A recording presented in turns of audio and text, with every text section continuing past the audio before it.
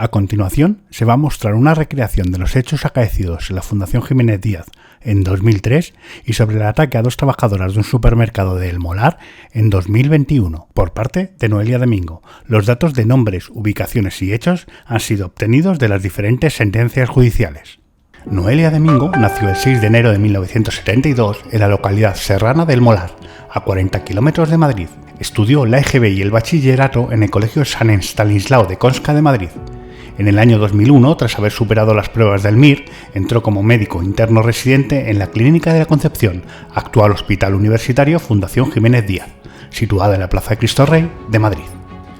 En el año 2001, Noelia, mientras salía de una obra de teatro, comenzó a escuchar voces que la insultaban y se metían con ella, yendo a peor, ya que empezó a creer que iban a matarla a ella y a su familia. En este momento es diagnosticada de esquizofrenia paranoide y un psiquiatra la receta Risperdal, un medicamento que ayuda a controlar sus efectos. Sin embargo, a finales de 2002 abandonó la medicación ya que ésta le hacía sentir que estaba engordando. Mientras tanto, en el hospital sucedían algunos episodios que alarmaban a los compañeros de Domingo, ya que observaban comportamientos extraños como hablar con los picaportes de las puertas, escribir en un ordenador apagado o mirar fijamente a sus compañeros de hospital mientras se reía. A pesar de que era notorio que algo no iba bien dentro de Noelia y a pesar de las constantes quejas de sus compañeros, a Noelia no solo no se la retiró del servicio, sino que se instó a sus compañeros a dejar de tener una actitud acusadora contra ella. Cabe destacar que las familias Domingo Nieto y Jiménez Díaz, los fundadores del hospital, tenían una relación de amistad desde hacía años, siendo ambas del Molar y ambas de clase social alta. La confusa mente de Noelia llevaba meses planeando una venganza contra sus compañeros del hospital, a quienes creía actores y actrices que tenían intención de incordiarla y molestarla como si fuera el show de Truman.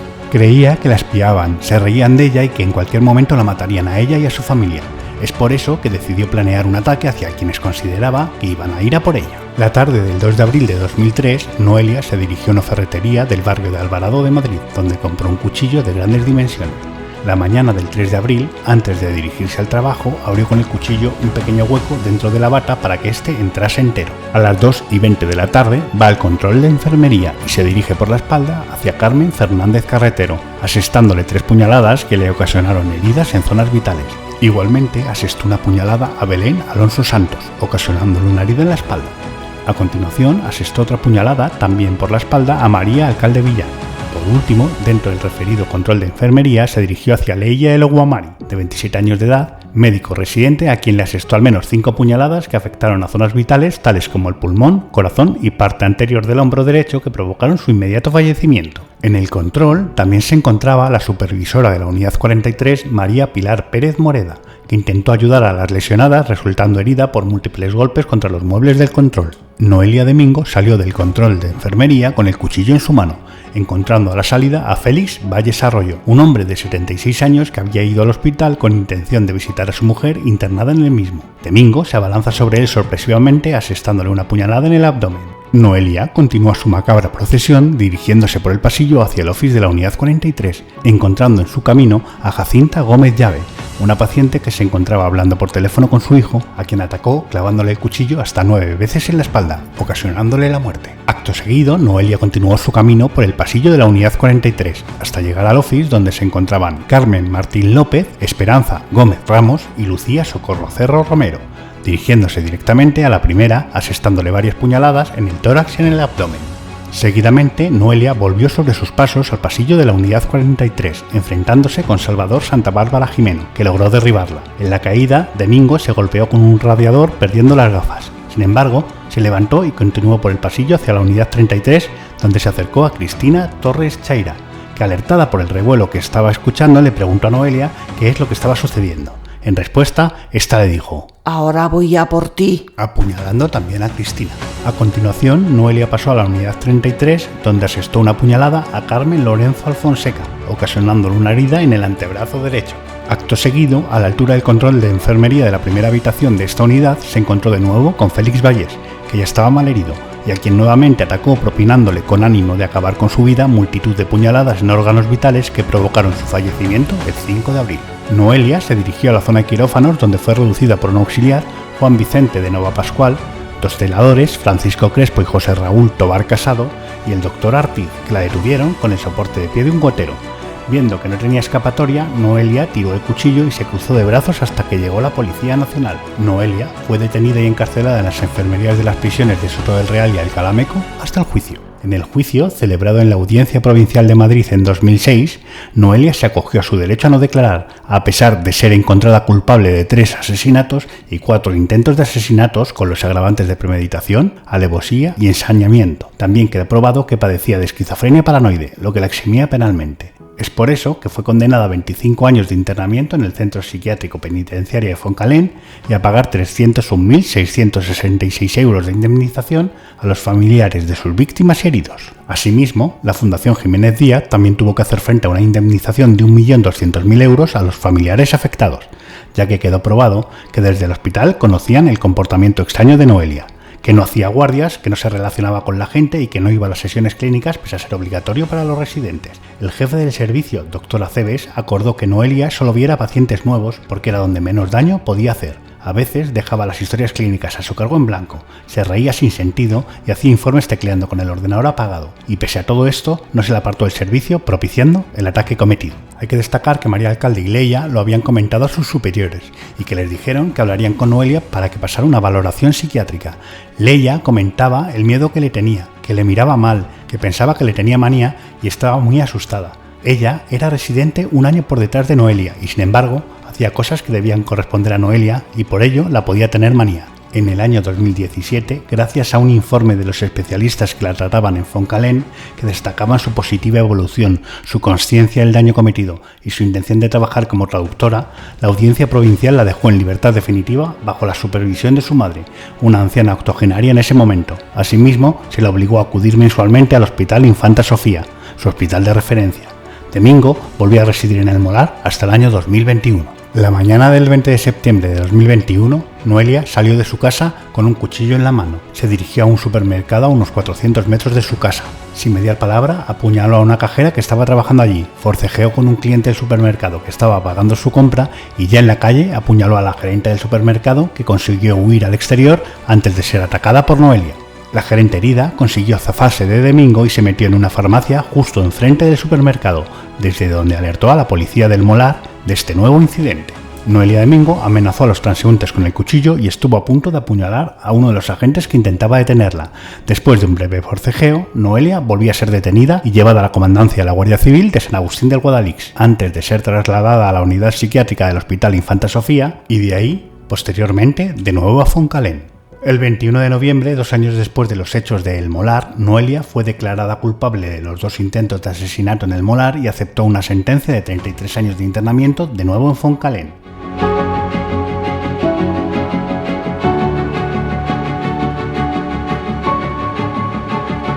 En julio de 2024, Noelia Domingo solicita su libertad alegando una mejora en su estado de salud.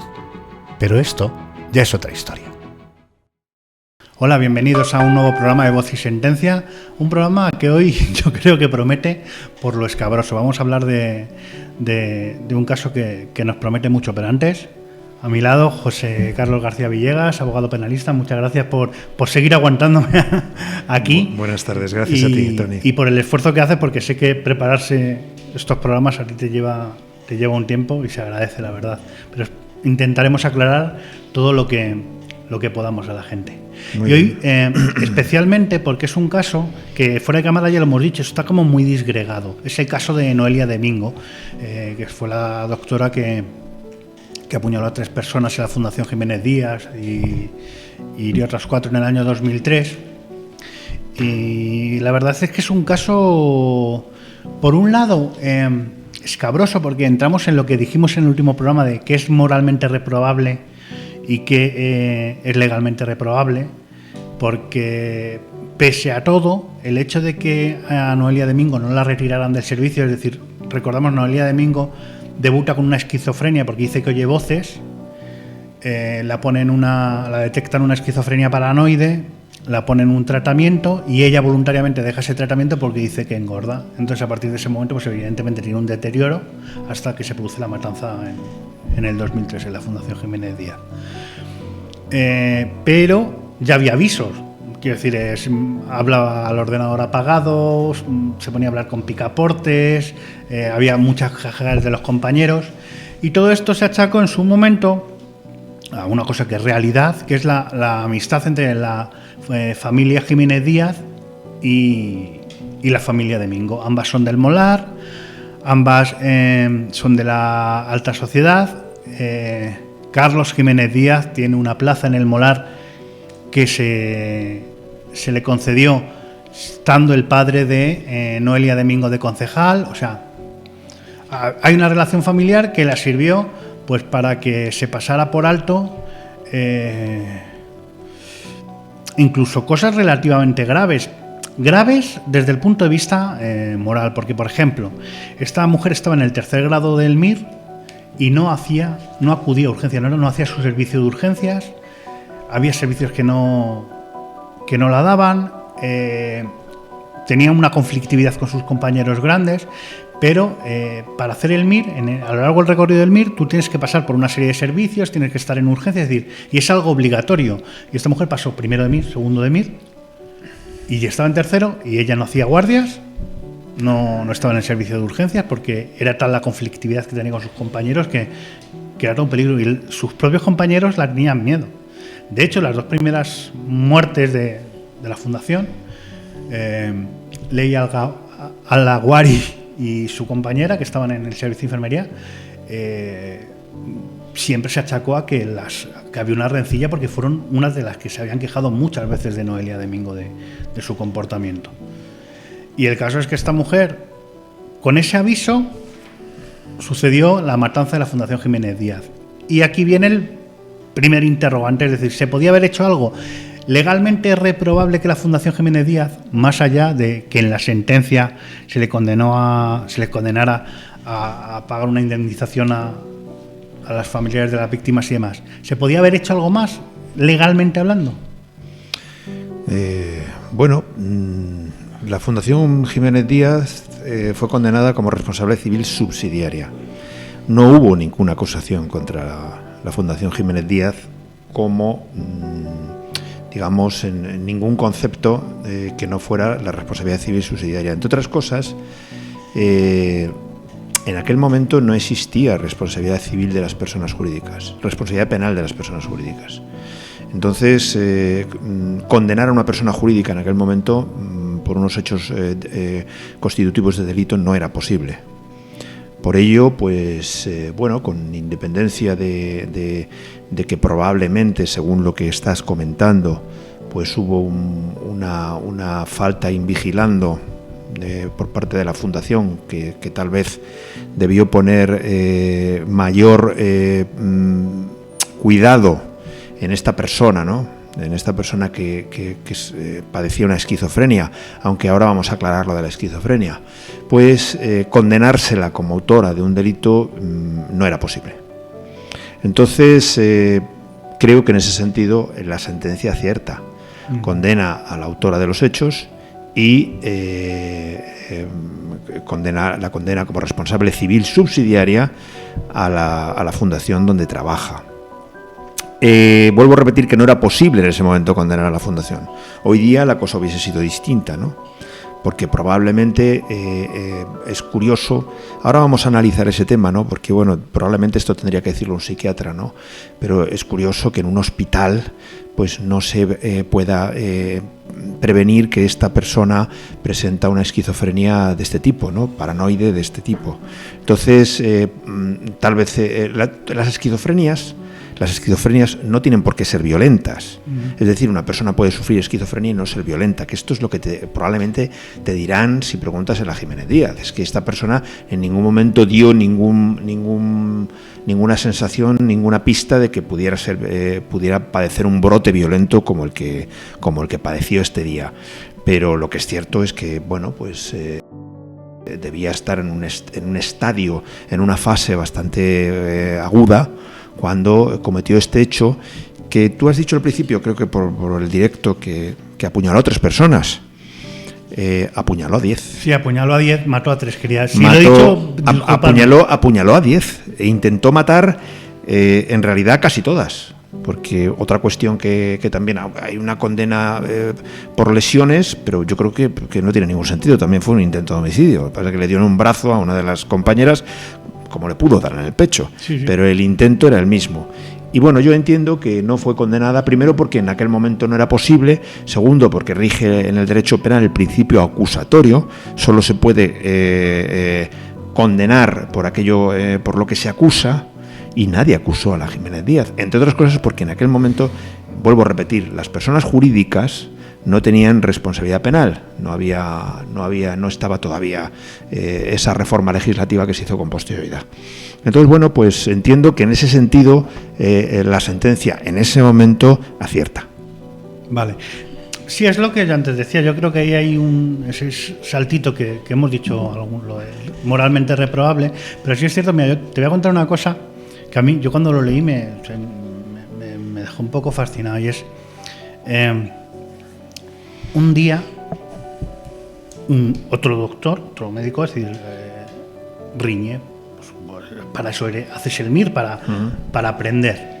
Y al día siguiente, fíjate cómo sería la relación de la familia Jiménez Díaz con la familia de Mingo. Noelia de Mingo se presentó con la madre en el hospital a decirle a la persona que la había reprobado que se atreviera a decírselo delante de su madre. Esto suena chiste, suena a cuento, pero esto fue así. Y como está, de ella se pueden contar 10.000 cosas. Sí, lo que ocurre es que a efectos penales lo que se está juzgando realmente son unos hechos concretos. Sí, que es el asesinato de 3 personas y el intento de asesinato de otras, así como lesiones. El hecho de que tuviese un trato preferente, pues probablemente, si es así, yo ese dato lo desconozco, pero si es así, claro que influyó probablemente en mantener a Noelia de Mingo en el cargo, en el puesto, contratada. Probablemente, pues si no cumplía con los requisitos necesarios para mantenerse en ese puesto de trabajo, probablemente si hubiese sido otra persona tal vez hubiese sido despedida. Por ahí, efectivamente, bueno, pues se podría haber iniciado otro tipo de acciones contra la Jiménez Díaz. Otro tipo de acciones, que ya no es el momento, evidentemente. Sí, bueno. Pero lo que es la responsabilidad penal, que es lo que aquí se discutió en ese juicio, la responsabilidad penal, evidentemente, recae sobre la autora de los hechos, que en ese momento era Noelia de Mingo, en ese momento y siempre. La Jiménez Díaz no responde porque en aquel momento, Jiménez Díaz es una fundación, pero bueno, no existía esa responsabilidad, esa posibilidad de condenarla penalmente, sí civilmente. O sea que el resumen es que posiblemente si se hubiera dado hoy, Dios quiera que no vuelva a haber una matanza así, pero si se hubiera dado hoy, pues a lo mejor el resultado del juicio hubiera sido otro, pero tal vez. Hasta ahí podemos leer. Sí, Tal por eso digo que quizás hubiera sido otro. Y luego otro tema que yo creo que en el juicio, lo poquito que he podido ver del juicio, porque realmente no hay mucha información más allá de la sentencia y demás. Yo creo que no se tuvo suficientemente en cuenta, porque, a ver, estamos de acuerdo que mató a 3 personas, pero ¿y las personas? Por ejemplo, hubo una de las personas que no ha podido volver a ejercer en su vida porque le cortó un tendón de una mano y la dejó literalmente inútil de esa mano. Hay otra que todavía sigue en tratamiento psiquiátrico 20 y tantos años después. Yo creo que esas son las...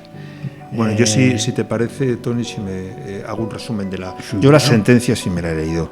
Es una sentencia, bueno, relativamente extensa y trata todos esos temas. Yo, si quieres, te lo voy a resumir. Efectivamente, no están solamente los asesinatos, sino que luego hay otras personas que han sufrido las consecuencias del ataque de Noelia de Mingo. Unas lo han sufrido físicamente y todas psicológicamente, hasta el punto de que algunas de ellas han recibido la incapacidad para seguir trabajando, etcétera, etcétera. Y algunas han tenido dificultades personales muy graves. Se les ha caído la vida profesional, familiar y social. O O sea que esto, el presenciar o ser víctima de un ataque tan brutal que supera la ficción, esto fue un ataque que no se ha visto, se ve en pocas películas de terror. Es más, una película que reflejase estos hechos dirían que es una película gore, donde se está exagerando y donde se está haciendo apología de la sangre y de la violencia, pero no, es que fue así. Noelia de Mingo atacó a 10 personas y otras 4 sufrieron las consecuencias del ataque, que fueron por observación de los hechos, los padecimientos psicológicos que sufrieron, y otra persona porque intentó sujetarla y se golpeó con los muebles, etcétera. El caso es que esta mujer entró en un brote de esquizofrenia paranoide absoluta. Es una mujer que estaba alienada. Los psiquiatras forenses que la analizan, que la estudian a lo largo del procedimiento, todos coinciden en que esta mujer tenía la capacidad volitiva e intelectiva totalmente anulada. Es decir, no era capaz de decidir, de saber lo que estaba haciendo y decidir hacerlo. Simple y llanamente ella estaba alienada. Ella quería matar, pero quería matar con el convencimiento de que era víctima de una trama, de que estaban contra él y contra ella, y que prácticamente tenía que hacerlo porque pues estaban perjudicando a su familia, perjudicándola a ella. Evidentemente el dolo existe a pesar de esto. El dolo es la intención de matar, pero existe una alienación que ella no es consciente de lo que está haciendo realmente. Ella es otra persona. Ella, probablemente esto lo tendría que explicar un psiquiatra, pues padece un trastorno tal que la impide discernir lo que está haciendo. Quiere hacerlo, pero en realidad las motivaciones son motivaciones ajenas a la realidad. Por eso se le aplica la eximente completa de trastorno mental, de trastorno mental. O sea, por eso se la absuelve. Luego lo explicaremos cómo funciona eso, y por eso se le aplica una medida de seguridad que es el internamiento en un psiquiátrico penitenciario. Noelia de Mingo, el día de los hechos, realiza diversos ataques. El primero de ellos es en el control de la enfermería, donde ella está. En el control de la enfermería ataca a Carmen Fernández Carretero. A esta mujer la da 3 puñaladas por la espalda, sufriendo evidentemente lesiones graves. Todas estas personas han tenido que ser intervenidas quirúrgicamente, han sufrido luego secuelas, no solamente físicas, importantes, muchas de ellas permanentes, sino además psicológicas. Ataca a Belén Alonso Santos, dándola una puñalada por la espalda. Sigue atacando, fíjate el estado de absoluta paranoia que tenía esta persona. Ataca a María Alcalde Villar, dándola también una puñalada por la espalda. Ojo, con un cuchillo de cocina de grandes dimensiones. Ataca a Leila El Uamari, 5 puñaladas por la espalda en zonas vitales, y es una de las personas que muere, asesinada. Entonces tendríamos hasta el momento 3 delitos de intento de homicidio y 1 de asesinato, de intento de asesinato y 1 de asesinato. Y María Pilar Pérez Moreda, que es lo que hablaba antes, intenta sujetarla y se golpea con muebles, etcétera, y resulta policontusionada. Sale del control de enfermería. O sea, fíjate cómo estaría, que además es imposible pararla, frenarla. Además, si uno ve sus fotos, no es una persona corpulenta. Pero fíjate lo que puede hacer una mente trastornada en una persona, ¿no? Entonces se sale del control de enfermería y va por un pasillo, y entonces a Félix Vallés Arroyo, que se lo encuentra, le da una puñalada en el abdomen, provocándole lesiones. A Jacinta Gómez Llave le da 9 puñaladas por la espalda en órganos vitales, provocándola la muerte. Es otro de los asesinatos. A Dolores Ortiz García no la consigue, no la apuñala, pero observa los hechos, que es lo que estamos hablando, y esta persona padece desde entonces un trastorno adaptativo mixto de ansiedad y depresión. Claro. Cualquiera no. Efectivamente. Entra en el office de la unidad 43, y en el office de la unidad 43 se encuentra con Carmen María López y la asesta varias puñaladas en el tórax y en el abdomen. No la mata, pero la provoca lesiones graves. Esta persona termina con una incapacidad permanente total. A Lucía Socorro Cerro Romero, a esta persona es lo que tú hablabas, Tony, a esta persona no la llega a apuñalar, pero observó el apuñalamiento de 2 de sus compañeras. Esta persona ha padecido estrés postraumático y trastorno depresivo mayor, con ideas autolíticas de suicidio, y deterioro personal, familiar, laboral y social, de tal manera que ha obtenido, le ha sido concedida la incapacidad permanente absoluta para todo trabajo. Sabemos cómo no solamente acaba con la vida de las personas, sino que aparte acaba con los que no mueren, o bien terminan con graves secuelas, incluso alguno sin vida personal, social ni laboral. Lo mismo ocurre con Esperanza Gómez Ramos, que presencia los hechos y sufre un estrés postraumático, trastorno de ansiedad generalizada severa, hasta el punto de que también tiene una incapacidad permanente absoluta. No se para ahí, sino que entra en la unidad 33, vuelve sobre sus pasos y se encuentra a Cristina Torres Chaira, a la que le dice: ahora voy a por ti. Y le da una puñalada en el tórax, causándola lesiones graves. Continúa con Carmen Lorenzo Alfonseca, dándole una puñalada en el antebrazo, causando las lesiones. Por este hecho ha sido condenada a un delito de lesiones. No lo entiendo, sinceramente, porque se le condena por un delito de lesiones. No sé por qué es en un antebrazo, pero perfectamente es un intento de asesinato, porque le dio en un antebrazo, porque pondría el antebrazo, pero probablemente si no se la lleva por delante. Si no se la llega por delante. Y por último, pues otro de los fallecidos, Félix Valles Arroyo, que este señor estaba malherido. Y entonces va ella, del anterior paso por allí, le había malherido y vuelve a atacarle, asestándole en multitud de puñaladas en órganos vitales y causándole la muerte. Sí, murió 3 días después, creo recordar algo así. ¿Qué entiende la sentencia? Pues la sentencia entiende que hay 3 delitos de asesinato, 4 delitos de tentativa de asesinato, una falta de lesiones, que es la persona que se da con los muebles y termina contusionada, ese está correcto, y un delito de lesiones graves, que es la puñalada en el brazo, que le provoca una raja importante que tienen que... Bueno, pues yo entiendo el cuchillo era... hubiese sido otro delito perfectamente de asesinato en grado de tentativa. De todo esto es condenada, pero se le absuelve, o sea, los hechos probados son estos, los hechos se califican como asesinato, pero se le absuelve porque presenta una eximente del artículo 21 del Código Penal. Significa que sus capacidades mentales pues estaban absolutamente alteradas, y esta persona pues quiso hacer los hechos, pero sin saber por qué, ni cómo, ni cuándo, ni en qué momento.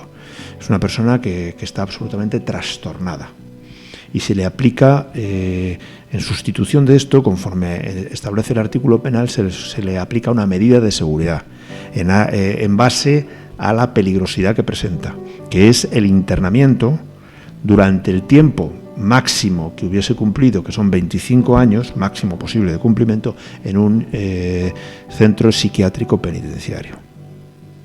Eso es un poquito el resumen. Responsabilidad civil, pues se calcula la responsabilidad civil y se declara responsable civil subsidiario a la Fundación Jiménez Díaz.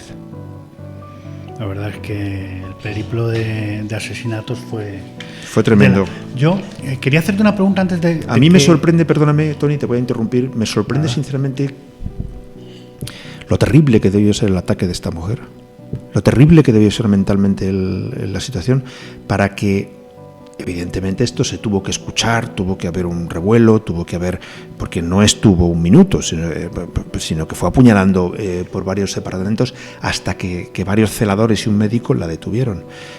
No poder frenar a esta mujer. O sea, hay que ponerse en el lugar, esta mujer absolutamente trastornada, absolutamente ida, absolutamente convencida de que tenía que matar.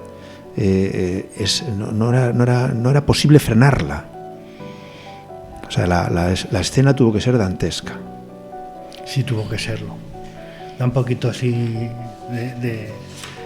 bello de punta. Yo hay una cosa que desde que vi por primera vez este caso fue uno de los pocos casos que seguí en directo, o sea, me refiero que ya me pilló con una edad adulta y pude seguirlo, ¿no? Y hubo una cosa que me extrañó mucho en el juicio, que fue el hecho de que Noelia Domingo no pudiera, o sea, por recomendación médica no acudiera a las sesiones del juicio, mientras que sus víctimas sí. Porque, a ver, yo no sé si eso está bien o está mal, y no sé quién para saberlo, pero como si yo fuera víctima de Noelia Domingo o el familiar de una víctima, a ver, puedo pensar que a lo mejor incluso fue mejor para ellas, porque a lo mejor enfrentarse a tenerla que tener en el juicio hubiera sido peor, pero el estado, no conozco cuál era el estado de esta persona, pero no es extraño que si padece una enfermedad o un trastorno que le supone una situación, digamos, tortuosa el estar afrontando el juicio, pues que se la exima de estar presente en las sesiones del juicio oral, salvo cuando tenga que declarar. Las víctimas no tendrían que estar presentes durante todo el juicio, tendrían que estar presentes cuando testificaban. Entonces, bueno, claro, su testimonio es fundamental. Su testimonio es fundamental porque sin el testimonio de las víctimas vivas, pues la reconstrucción de los hechos hubiese sido bastante más difícil. Pero bueno, esto no es algo extraño. Lo pediría la defensa y probablemente amparada en algún informe médico evidente porque claro, esta mujer tendría que estar. A mí lo que me sorprende es que esta mujer llegara a cometer estos hechos sin que antes se pudiera, estando en un hospital, yendo todos los días a trabajar a un hospital, no se pudiera apreciar, aunque fuera por sus compañeras o compañeros, que esta persona padecía una esquizofrenia de ese tipo. Porque, vuelvo a repetir, no todas las esquizofrenias son violentas.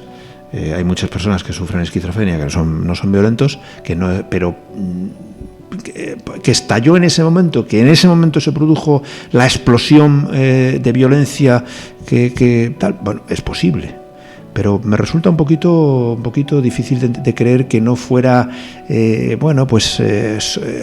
levantara sospechas, que no tuviese antes algún tipo de brote menor, etcétera.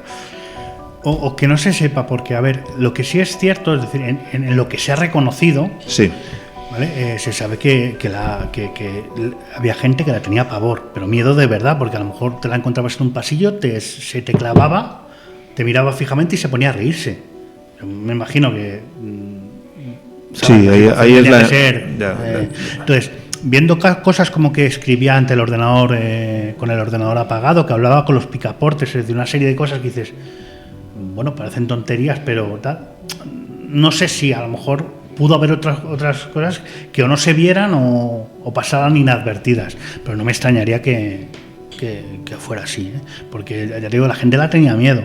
De hecho, hubo quejas por parte de sus compañeros. Yo creo que un poco lo que la gente reprobó del caso fue el hecho de que parecía como que se había avisado, es decir, que esto iba a suceder. Nadie sabe que esto va a suceder, evidentemente, pero yo que sé. Que no se tomaron las medidas. Claro. Bueno, pues señales que dices, probablemente si estuviésemos ante la responsabilidad penal de una persona jurídica en la actualidad, ya con las reformas legales que han dado lugar a esto, pues probablemente eso sería motivo de condena a la Fundación Jiménez Díaz hoy día. Bueno, pero porque no se adoptaron las medidas necesarias. Pero ese es un tema que probablemente ni siquiera se discutió en juicio, ni siquiera se vio en juicio, porque la Fundación Jiménez Díaz aparecería como responsable civil subsidiaria, pero al margen, no se valoró. Efectivamente, al margen de los hechos, de la comisión de los hechos, sino simplemente por su naturaleza, su carácter, su posición jurídica, responde como responsable civil subsidiario, pero no se atendería a esa prueba. Sí, quería aclarar una cosa que se me ha olvidado antes decir, porque la busqué. Es decir, esta mujer, aparte de la esquizofrenia paranoide, tenía el síndrome de Fregoli, que es un síndrome persecutorio agudo, o sea, de hecho puso una denuncia en comisaría a la Fundación Jiménez Díaz porque decía que la perseguían y bueno, que habían sacado su intimidad a la luz, que habían atentado contra su familia, es decir, es un síndrome al parecer bastante agudo y fue otro de los síntomas que al parecer en el día a día se vio, pero pues eso, son cosas que se dejaron pasar y pasó lo que pasó. Lo cierto es que en el 2017, 11 años después, los médicos hacen un informe favorable para que haga tratamiento ambulatorio, es decir, salga de Foncalén y queda a cargo de la madre octogenaria, que la pobre mujer yo creo que no sabía dónde se metía. Bueno, sí lo sabía, lo que pasa es que no había otro familiar que quisiera quedarse con ella, esto fue una realidad.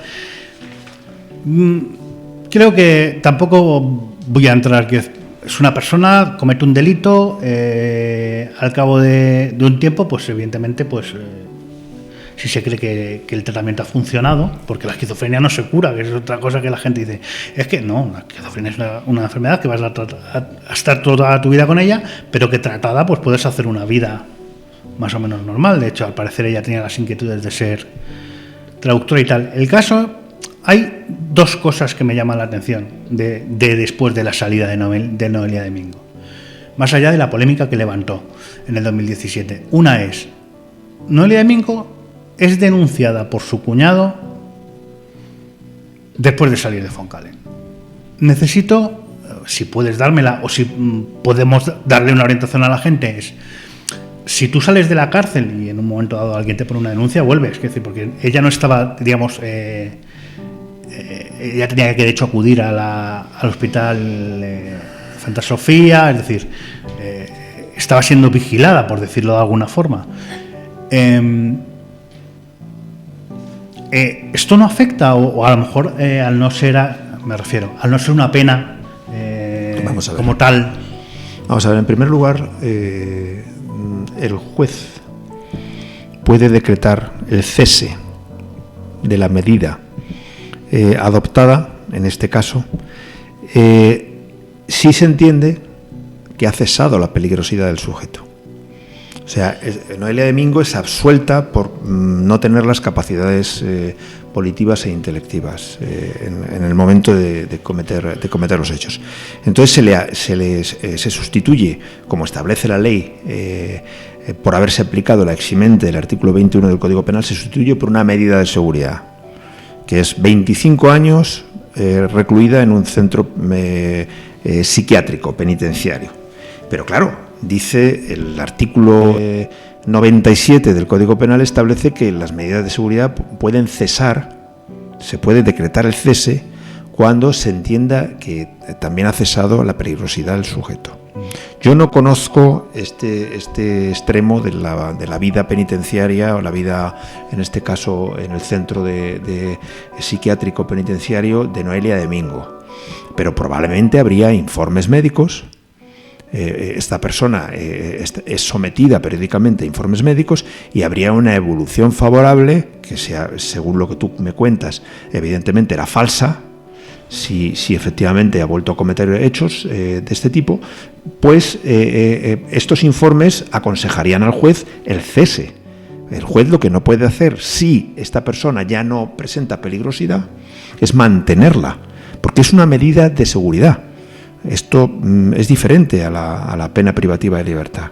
Entonces, se prevé expresamente que durante la ejecución de esta medida de seguridad se pueda cesar. Probablemente, ¿qué ocurrió? Pues que los psiquiatras del centro médico donde estuvo, del hospital psiquiátrico penitenciario, pues informarían pues que esta persona pues ya no presentaba, no revestía esta peligrosidad, lo cual ha resultado incierto. Y esta persona, si es como me cuentas, pues saldría en libertad. Y bueno, el hecho de que se ha denunciado, pues conllevaría la apertura de un nuevo procedimiento judicial. Y la apertura de un procedimiento judicial, bueno, pues habrá que ver cómo ha resultado. Igual la denuncia resultó que no tenían recorrido. ¿Me explico? No se Porque sabe. a veces hay denuncias que no van a ningún sitio. O sea, otra cosa es que hubiese denunciado por una agresión, pero si dice por amenazas, etcétera, pues bueno, a lo mejor no consiguió probarlo y quedó archivado el procedimiento. O sea, evidentemente todo esto suena raro, pero hay que analizar los hechos con conocimiento de lo que ha ocurrido, y no sabemos sobre qué versaba esa denuncia y qué pruebas aportó el... Pero yo hablo de lo que he podido encontrar con fuentes que considero más o menos fiables. También te digo una cosa, yo cuando lo leí la primera vez, o sea, de nuevas, de haber leído un montón de Noelia Domingo, te encuentras esa información y lo primero que pensé es raro, ¿no? Porque sobre una persona así, sobre Noelia Domingo, posiblemente hubiera salido en las televisiones, igual que salió cuando ella salió, hubo un boom de Noelia Domingo en todas las televisiones, informando que salía y demás. Pero lo cierto es que ahí se ha hablado en diversa información sobre esa denuncia. Pero el caso es que fuera como fuera, en el 2021 coge un cuchillo, se va al supermercado del barrio. Sí, porque volvió a tener un brote de... Y lo que no he encontrado de información, y la he buscado, es si fue un brote a más tomando la medicación y que tuvo un brote, o fue un brote por falta de tomarse la medicación. Es que ocurre una cosa, las medidas de seguridad, como las penas privativas de libertad, no son perpetuas. Entonces, cuando se pone en libertad a una persona, si es una pena privativa de libertad, o cesa la medida de seguridad, esta persona puede volver a cometer un delito. Es decir, aunque el diagnóstico hubiese sido de peligrosidad, tampoco podría haber estado más tiempo del que estableció la medida de seguridad. Sí, sí. Entonces ella probablemente fuera puesta, se cesara la medida de seguridad, porque probablemente en el momento en el que se cesó la medida de seguridad se entendió que no era peligrosa. Evidentemente no es así, pero bueno, pues si esto fuese así y se pudiese acreditar que ha habido un mal funcionamiento de la administración penitenciaria, se podría haber pedido responsabilidad patrimonial, aparte del delito penal en sí, responsabilidad patrimonial por todo esto. No sé si se hubiese conseguido o no se hubiese conseguido, pero evidentemente fue un mal funcionamiento que probablemente un psiquiatra venga y explique y dé razones que sean coherentes para entender que Noelia Domingo a lo mejor en ese momento ya no debía estar ingresada. O sea que todo esto requiere un estudio también psiquiátrico, que viniera, que un psiquiatra pues en un momento determinado, o tuviésemos el informe psiquiátrico de Noelia Domingo. Evidentemente es confidencial y no lo vamos a tener. Sin ello no podemos saberlo. ¿Por qué cesó la medida de seguridad? ¿Por qué se le puso la calle? Pues porque los psiquiatras que informaron sobre ella determinaron que ya su peligrosidad había disminuido. Yo creo que el problema vía hacia la gente es: tú ves el juicio de Noelia Domingo, ves lo que se siguió y dices, condenada a 25 años, y de repente en 11 está fuera. Yo creo que esto es lo que la gente vio. Yo no, o sea, nadie puede entrar en el criterio médico. Yo supongo que el médico no la iba a soltar si supiera que va a volver a coger un cuchillo y va a matar a dos, o va a intentar matar a dos personas. Que, por supuesto que no. Entonces no podemos entrar en eso. Es decir, el gabinete médico que le trató pues lo haría por algo. Pero yo creo que lo que la gente le escandalizó más fue el hecho de, joder, la condena a 25 años y con 11 está fuera. Pero es que la cosa no acaba ahí. Se nos va acabando el tiempo. El problema está en que a esta mujer la han juzgado por ese segundo ataque, ha aceptado una condena, por llamarlo de alguna forma, no una condena, el ingreso en el mismo psiquiátrico donde estuvo, en Foncalén, durante 33 años. Primero, puede pasar que vuelva a salir dentro de 11, porque técnicamente estamos en la misma situación. Pero a mí lo que me escama, de verdad, es que esta mujer, en julio de este año, ha pedido su salida. No, claro, evidentemente. ¿Sabes? Entonces es como... Probablemente esta mujer cuando sufrió este brote, probablemente no seguro, no tenía ningún tipo de medicación. Y probablemente estando medicada esta persona, probablemente esté controlada. Y medicada, pues probablemente, sigo diciendo probablemente porque no lo sabemos, sí, claro. El informe facultativo sería que no reviste peligrosidad. Esta persona es posible que estoy casi convencido que sujeta a una medicación no tiene esos instintos criminales. El problema es qué ocurre luego fuera. mantener de por vida en un centro si no reviste esa gravedad. Si esta mujer en un momento determinado lleva una vida normal dentro porque medicada no presenta ningún tipo de peligro, entiendo que es posible que la den antes o después cese esa medida de seguridad. Sí, no, pues está claro, que aparte que eso es uno de los grandes vacíos, vamos a decirlo así, legislativos, donde no se sabe bien cómo tratar este tema, porque probablemente esta mujer tendría que estar sujeta de por vida pues a un control, por lo menos un control de que toma una medicación, etcétera, pero la duración de las penas y la duración de las medidas de seguridad son lo que son, y no se puede tener una persona más tiempo. Y si los informes médicos dicen que esta persona pues no reviste ya peligrosidad, pues procede dejarla libre. Problema, que si esta mujer deja de tomar la medicación, probablemente sea eso, y vuelve a sufrir un brote de este tipo, volverá a delinquir. Claro, yo lo que me rechina es que cuando ya se le da la libertad, uno de las cosas que dice el gabinete médico, llamo gabinete porque es un conjunto de médicos que es al fin y al cabo el que se dirige el que le dice al juzgado, sí, leer ese informe, y el juzgado decide si acaba con el internamiento. Es que ella, es decir, es que no recuerdo el término, pero que ella es consciente de lo que ha hecho, ha asumido que tiene una enfermedad y que tiene que seguir un tratamiento por vida. Entonces, si en ese momento ya lo asumió y luego vuelve a dejar de tomar el tratamiento y volvemos a lo mismo, yo creo que ahí, decir, visto desde fuera, esto no quiere decir que sea así, yo lo veo desde fuera y digo, aquí falta algún tipo de regulación que permita ver qué está sucediendo. Porque sí, bueno, a veces la aplicación de la ley tiene vacíos y tiene agujeros que son difíciles de llenar, porque claro, no puedes tener a una persona de por vida metida en un centro penitenciario. Entonces el problema es grande. El problema es grande porque probablemente todo el mundo sea consciente de que esta persona, a pesar de que no tenga ya obligación de estar en un centro psiquiátrico penitenciario, pues probablemente si no sigue regularmente su control médico, su medicación, pues vuelva a delinquir, evidentemente, porque sufre una esquizofrenia severa. Entonces, sí, es así, pero entiéndeme, el juez no puede decir reclusión de por vida.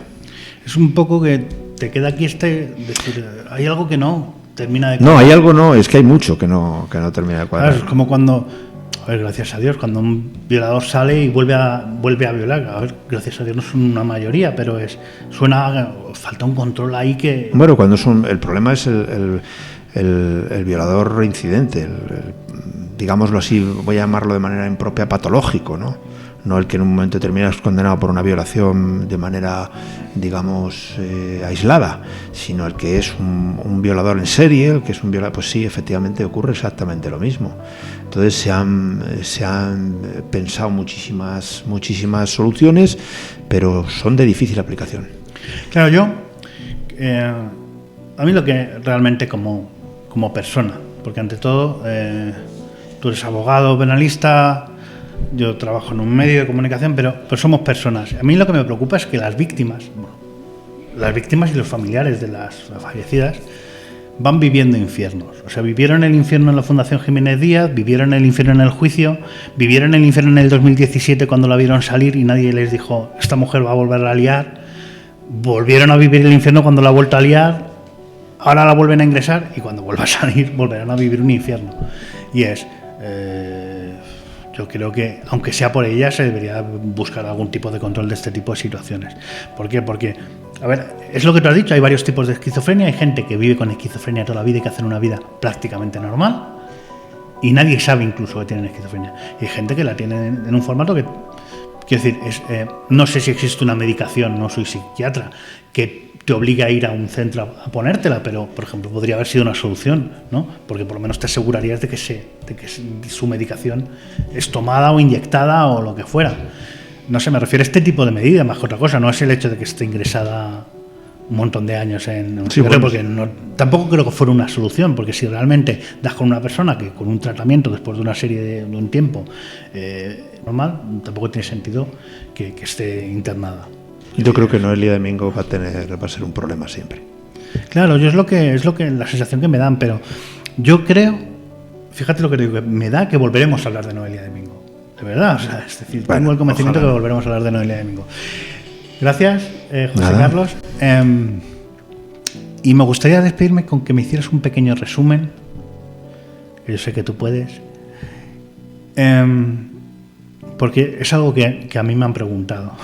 Es absolución, ¿por qué va un psiquiátrico penitenciario? ¿Qué diferencia? Es decir, vamos a ver, en el Código Penal se establece, bueno, no vamos a hablar se establece una serie de eximentes. Hay eximentes, atenuantes y agravantes. Las eximentes hacen que no haya responsabilidad criminal, es decir, eximente de la responsabilidad criminal. Si concurre una de las circunstancias eximentes, esta persona se le absuelve de ese delito, porque se entiende que no es que en este caso el 21 del Código Penal, que tiene un trastorno mental lo suficientemente grave para no ser merecedora del reproche penal. Pero a su vez el Código Penal, para este caso de circunstancias, establece que estas personas, sin ser conscientes en un momento determinado de lo que están haciendo, sí deben ser sujetas a un control especializado. En este caso, el ingreso en un psiquiátrico penitenciario. Tú imagínate a esta persona metida en una cárcel. Sería, entonces, en un psiquiátrico penitenciario, que es igual o peor que una prisión. Entonces, bueno, el tema es que la medida de seguridad del internamiento psiquiátrico dura lo que dure la peligrosidad del sujeto. En el momento en que, vuelvo a repetirlo, ya lo he dicho a lo largo del programa varias veces, si los médicos determinan que esta persona ha dejado de ser peligrosa porque lleva 10 años medicándose y está perfectamente, pues no tiene por qué seguir ingresada. Luego sale, deja de medicarse, pues claro, evidentemente ya estamos en otro problema. Pero esa es la razón. O sea, es por protección social, ¿no? Por decirlo de alguna forma, sí. Es una forma de no eres culpable por tu enfermedad, pero tampoco te puedo dejar suelta. No se te puede condenar. Eso es a la pena de prisión, porque tú tenías las facultades volitivas e intelectivas absolutamente anuladas, pero adopta una medida de seguridad para que tú, que eres peligrosa, no sigas cometiendo delitos por ahí. Yo creo que ha quedado claro. Pues muchísimas gracias a todos, gracias por ver Voz y Sentencia. Nosotros siempre amenazamos con volver entre una semana. Mientras él vuelve, yo vuelvo. Yo aquí perpetuo, con otro caso interesante. Y yo creo que mientras sigamos avanzando y pudiendo solucionar esas dudas que muchas veces te preguntan, te van diciendo, cuando trabajaba en la Crónica Negra es algo que sucede mucho. Pues vamos a intentar seguir desengranando esas cositas, José Carlos. Muchísimas gracias. Gracias a ti, Tony, gracias a ti. Y a vosotros, pues nada, la próxima semana nos vemos. Así que no olvidéis cuidaros mucho y hasta pronto, amigos.